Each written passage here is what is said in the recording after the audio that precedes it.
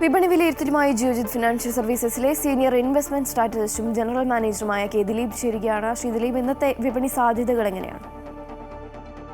നല്ലൊരു നേട്ടത്തിൽ തന്നെയായിരിക്കും ഇന്ന് വ്യാപാരം തുടങ്ങുക. കഴിഞ്ഞ ദിവസങ്ങളിലെല്ലാം വിപണിയിൽ ഉണ്ടായിട്ടുള്ള ഒരു നിക്ഷേപ താല്പര്യത്തിന് പ്രധാനപ്പെട്ട കാരണം ആഗോള വിപണിയിൽ ഉണ്ടായിട്ടുള്ള മുന്നേറ്റമാണ്. കഴിഞ്ഞ ദിവസവും ആഗോള വിപണികളിൽ നല്ല രീതിയിലുള്ള നിക്ഷേപ താല്പര്യം കണ്ടിരുന്നു. മുൻനിര സൂചികയായി നിഫ്റ്റിയുടെ 23,800 എന്നുള്ള നിലവാരമാണ് പ്രധാനം. ഇന്ന് ആ ഒരു നിലവാരം ഭേദിച്ച് വ്യാപാരം നടക്കുമെന്ന് തന്നെയാണ് കരുതുന്നത്.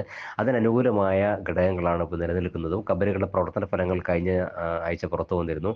അതിൽ ഇൻഫോസിസിന്റെ പ്രവർത്തന ഫലം അത്ര മികച്ചതായിരുന്നില്ലെങ്കിൽ കൂടി HDFC ബാങ്ക്, ICICI ബാങ്ക് തുടങ്ങിയവയുടെ പ്രവർത്തന ഫലങ്ങൾ മികച്ചതായിരുന്നു.